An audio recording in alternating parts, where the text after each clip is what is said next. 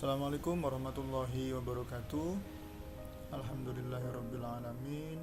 Allahumma shalli ala sayyidina Muhammadin.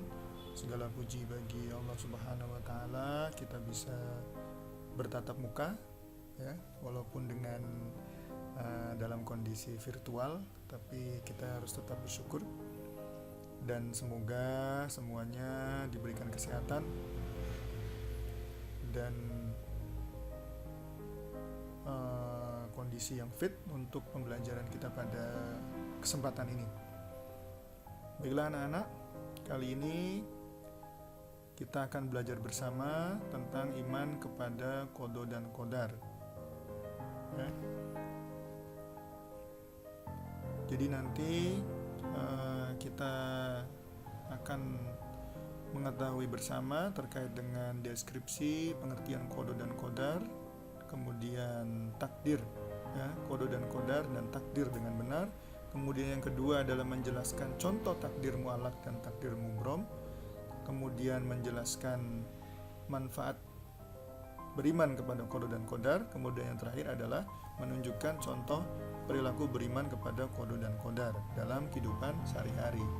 Jadi nanti diharapkan dari pembelajaran ini anak-anak sekalian bisa melakukan tujuan pembelajaran yang telah disebutkan tadi. Baik, langsung saja kita ke pembelajarannya ya. Sebelum belajar, mari kita berdoa bersama. Berdoa mulai.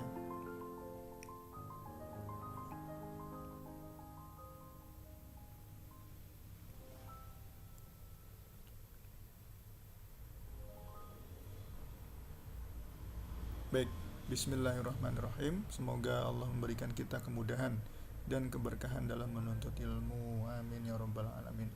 Baiklah anak-anak sekalian, langsung saja kita ke pembahasan qada dan qadar. Apa sih sebenarnya qada itu? Demikian juga apa sebenarnya qadar itu? Jadi anak-anakku sekalian, secara bahasa qada berarti hukum, keputusan, ketetapan dan kehendak. Sementara qadar berarti kepastian, ukuran, kekuasaan, dan perwujudan kehendak. Nah, itu secara bahasa ya. Kemudian secara istilah, qada berarti ketetapan Allah terhadap segala sesuatu sejak zaman azali.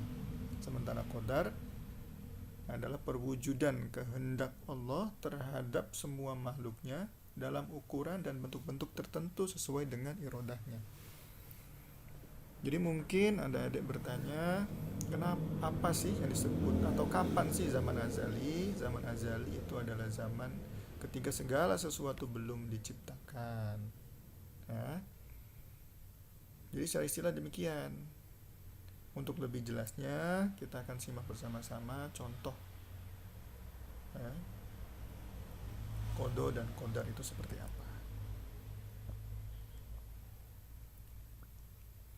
Oke, sebelum ke contoh, kita akan terlebih dahulu menyimak hadis yang telah diriwayatkan oleh Bukhari dan Muslim, merupakan perawi andalan orang Islam. An Anas bin Malik annahu qala innallaha azza wa jalla qad wakkala birrahimi malaka fayaqulu ay rabbi nutfah ay rabbi alaqah ay rabbi mudghah fa idza aradallahu ay yaqdiya khalqa qala al malak ay rabbi dzakar aw unsa syaqiyun aw sa'idun famal rizqu famal ajal fayuktaba kadzalik fi batni ummi. Begitu. Jadi Rasulullah bersabda, Allah mengutus malaikat ke dalam rahim ya, ke dalam rahim ibunya, ke dalam rahim ibu anak Adam. Kemudian malaikat berkata, wahai Tuhan, ia masih berupa air mani. Setelah beberapa waktu malaikat berkata lagi, wahai Tuhan, ia sudah berupa segumpal darah. Begitu juga setelah berlalu 40 hari malaikat berkata lagi, wahai Tuhan, ia sudah berupa segumpal daging. Apabila Allah Subhanahu wa taala membuat keputusan untuk menciptakannya menjadi manusia, maka malaikat berkata, "Wahai Tuhan, orang ini akan diciptakan lelaki atau perempuan, sengsara atau bahagia, bagaimana rizkinya, atau bagaimana pula ajalnya." Nah, segala-galanya itu dicatat ketika masih di dalam kandungan ibunya. Begitu. Ya. Kemudian, perhatikan contoh berikut. Jadi ada seorang yang bernama Elia yang saat ini, pada kenyataan saat ini, bisa disaksikan oleh manusia yang lain. Nah, Elia ini belajar di pondok pesantren modern Gontor. Nah, kalau kita tarik ke belakang, sebelum Elia lahir ke dunia, bahkan sejak zaman azali, Allah telah menetapkan bahwa seorang anak bernama Elia kelak akan belajar di pondok pesantren modern Gontor. Begitu. Nah, itu namanya kodo. Kemudian ketetapan Allah sejak zaman azal itu yang disebut kodo. Kemudian kenyataan yang terjadi saat ini yang kita bisa saksikan bersama-sama, kalau Elia belajar di Gontor, itu adalah kodar. Tidak ada satupun yang tahu kodo dan kodar Allah selain Allah Subhanahu wa taala. Manusia hanya tahu ketika sudah terjadi. Jadi kodo dan kodar ya. Nah, zaman azali. Jadi ketika Allah kelak menetapkan Elia akan belajar di pondok modern Gontor, itu namanya kodo. Kemudian kenyataan saat ini, seorang bernama Elia bisa dilihat bersama-sama oleh teman-temannya. Beliau belajar di pondok pesantren modern Gontor, itu merupakan kodar. Jadi kodo dan kodar itu adalah satu pasangan yang tidak bisa dipisahkan.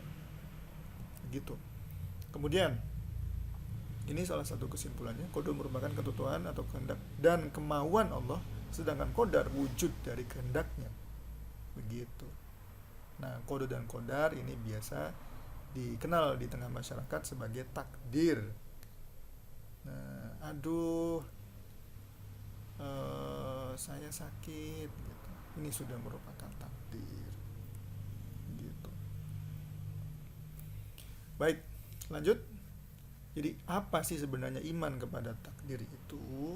Ya, iman kepada takdir berarti percaya bahwa segala apa yang terjadi di alam semesta ini, seperti adanya sehat dan sakit, hidup dan mati, rezeki dan jodoh, merupakan kehendak dan ketentuan Allah. Jadi jodohnya seseorang, kapan kita akan dicabut nyawanya, gitu, atau rezekinya sudah akan diberikan berapa. Nah, itu kita mengimani bahwasanya semuanya adalah ketentuan Allah Subhanahu wa taala. Begitu. Oke. Ya, jadi seperti itu. Kemudian langsung ke pembahasan tentang pembagian takdir atau pembagian kodo dan kodar. Takdir itu ada dua. Yang pertama adalah takdir mu'allaq, yang kedua adalah takdir mubrom. Perbedaannya akan kita bahas bersama. Ya, takdir mu'allaq. Mu'allaq dari segi bahasa adalah sesuatu yang digantung, sementara dari segi istilah adalah ketentuan Allah yang mengikut sertakan peran manusia melalui usaha atau ikhtiarnya. Sebagai dalil Quran surat Ar-Ra'd, sesungguhnya Allah tidak akan mengubah keadaan suatu kaum sebelum mereka mengubah keadaan diri mereka sendiri. Jadi apa yang akan kita usahakan, apa yang kita cita-citakan, itu ada peran serta manusia dalam mewujudkannya. Kemudian takdir mubrom, sesuatu yang tidak dapat dielakkan atau sudah pasti. Jadi tidak ada satupun manusia yang mampu merubah hal itu kecuali Allah Subhanahu wa taala. Manusia nggak bisa. Hanya Allah yang bisa menentukannya. Jadi ketentuan istilah ketentuan mutlak dari Allah yang pasti berlaku dan manusia tidak diberi peran untuk mewujudkannya. Dan setiap umat mempunyai ajal, batas waktu. Apabila ajalnya tiba, mereka tidak dapat meminta penundaan atau percepatan saat pun. ajal kita sudah saatnya, ya tidak ada, kita tidak bisa menunda, meminta waktu, tidak bisa. Sudah saat itu, ya saat itu akan diambil ajalnya. Innalillahi wa inna ilaihi raji'un. Kemudian contoh takdir mualak. Nah, takdir mualak, awas ingat-ingat kembali, takdir mualak ini merupakan takdir yang ada peran serta manusia dalam mewujudkannya. Yang pertama adalah kepandaian. Seseorang yang ingin pandai maka harus belajar, harus berusaha meraih kepandaian dengan cara disiplin waktu, dengan cara sekolah karena Allah, dengan cara tekun belajar. Nah, kemudian kesehatan itu juga merupakan salah satu takdir mualak. Jadi kalau seseorang menginginkan kesehatan maka harus berusaha untuk mewujudkannya, begitu.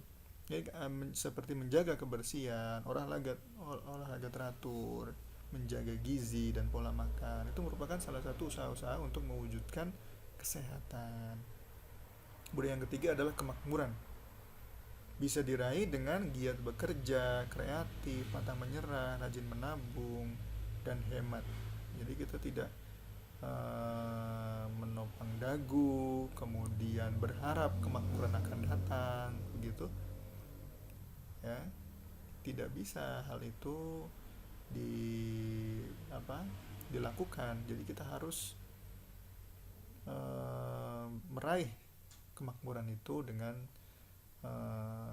giat-giat yang tadi, ya, giat bekerja, kreatif, dan lain-lain, begitu.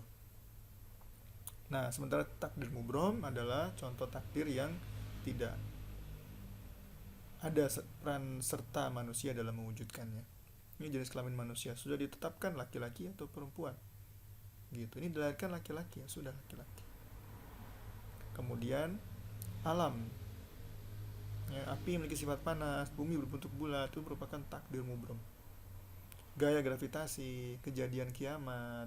Nah, kemudian yang ketiga adalah ajal, seperti yang telah diterangkan sebelumnya, bahwa panjang pendek usia tidak ada yang bisa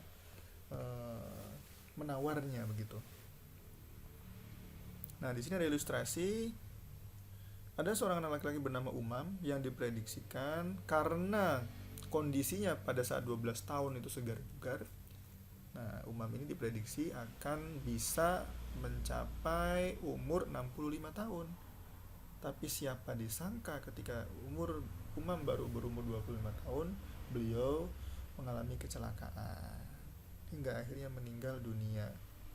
Nah, jadi ajal itu tidak bisa ditawar. Baik, itu tadi. Sekarang hikmah beriman kepada qada dan qadar. Yang pertama adalah menenangkan jiwa. Jiwa kita bisa tentram karena ketentuan yang terjadi atas kita adalah sudah ditentukan oleh Allah Subhanahu wa taala. Jadi apapun itu,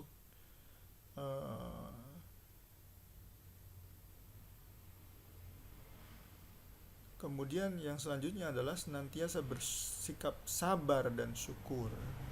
Nah, bersabar merupakan adalah hal yang kita lakukan atau sikap yang kita lakukan ketika menerima atau mendapatkan musibah, mendapatkan kesulitan, kesusahan, ya, ataupun cobaan. Nah, kita harus bersabar. Kemudian ketika kita mendapatkan keberhasilan, kita harus bersyukur, ya, secara lisan pengucapan syukur berupa alhamdulillahirabbil alamin. Kemudian hikmah selanjutnya adalah menumbuhkan sifat optimis. Jadi kegagalan meraih cita-cita tidak membuat kita semua berputus asa. Justru sebaliknya, karena ada kemungkinan kita berhasil, maka kita harus coba dan coba. Kemudian yang terakhir adalah menjauhkan diri dari sifat sombong. Ketika kita menerima keberhasilan, ketika kita mendapatkan kesuksesan, nah semua itu bukan semata-mata usaha kita, tapi juga ada ketentuan Allah yang telah memberikan atau yang telah ditentukan kita mendapat kesuksesan. Begitu. Jadi itulah anak-anakku sekalian, pelajaran yang bisa disampaikan. Ya, mohon maaf apabila ada kekurangan. Setelah ini kalian semua mengerjakan tugas formatif, namun sebelumnya Bapak beri waktu anak-anak sekalian untuk tanya jawab tentang materi ini. Ya. Terima kasih. Alhamdulillah, semoga pelajaran kali ini bermanfaat untuk kita semua. Amin ya rabbal alamin.